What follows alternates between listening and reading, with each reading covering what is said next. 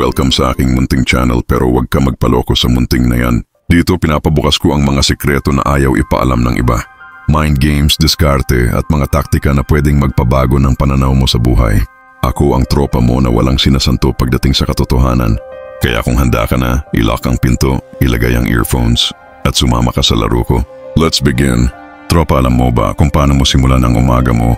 Ganon din ang takbo ng buong araw mo. Kung ang gising mo, puro reklamo, minamadali, at galit sa mundo, huwag ka nang umasa na magiging maayos ang buong araw mo. Pero kung stoic mindset ang gagamitin mo, kahit anong problema dumating, tahimik ang isip mo, buo ang loob mo. Kaya sa video na ito, ituturo ko sa iyo ang mga stoic morning routine, mga simpleng hakbang tuwing pagising na magpapalakas ng disiplina at magbibigay sa iyo ng payapang kalooban. Kung gusto mo to, tapusin mo hanggang dulo. Promise, magbabago ang umaga mo simula bukas. 1. Magising ng maaga at tahimik. Paliwanag. Ang stoic ay naniniwala na ang unang oras ng araw ang pinakasagrado. Kung paano ka bumangon, yun ang magdidikta kung gaano ka kaayos mag-isip buong araw. Bakit?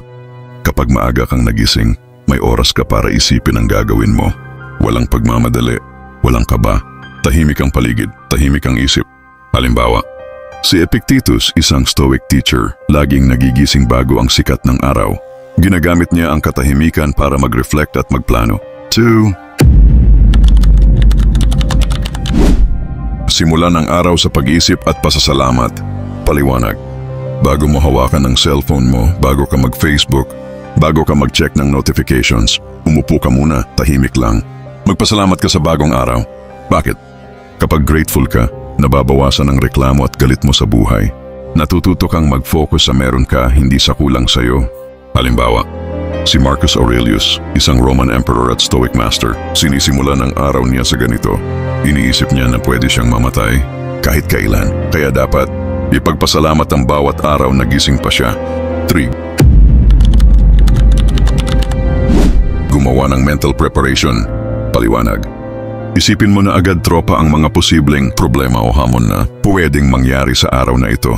Bakit? Sa Stoicism, ang tawag dito premeditatio. Malorum, ang pag-anticipate ng problema bago pa ito mangyari.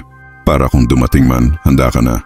Halimbawa, sabi ni Seneca, kung alam mong darating ang bagyo, hindi ka magugulat kung bumuhos man ang ulan.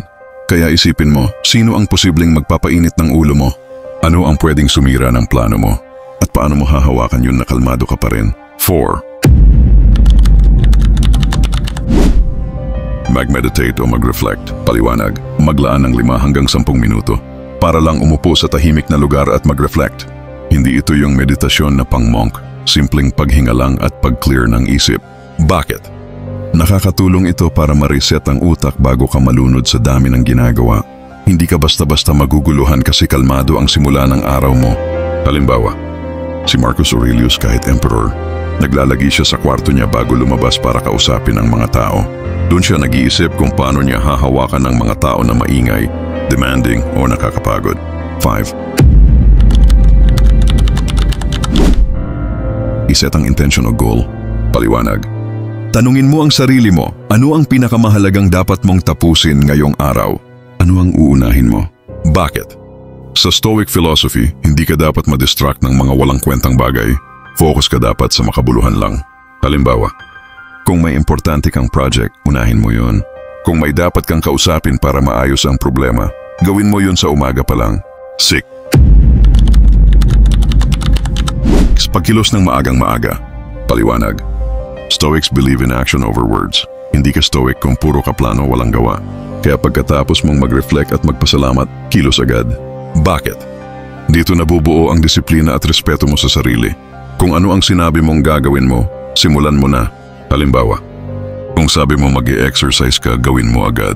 Kung sabi mo mag-aaral ka, umpisahan na. Walang paligoy-ligoy. Tropa, tandaan mo, hindi mo kontrolado ang traffic, ang ibang tao, ang mga biglaang problema. Pero kontrolado mo kung paano mo sisimulan ang araw mo. Ang stoic ay hindi superhero, pero sila ang master ng disiplina at payapang isip. Simulan mo ang araw mo sa tamang stoic routine. Gising ng maaga, magpasalamat, maghanda sa problema, mag-reflect, mag-set ng goal, at kumilos ka agad. Kung araw-araw mo itong gagawin, Magiging tahimik ang isip mo at titibay ang loob mo sa kahit anong pagsubok. I-comment mo sa baba kung alin sa routine na ito ang gagawin mo bukas. Like, share, at pindutin mo na rin ang subscribe button para sabay-sabay tayong maging stoic warrior sa gulo ng mundo. Tandaan mo, be calm, be disciplined, be stoic. Salamat sa panonood, tropa.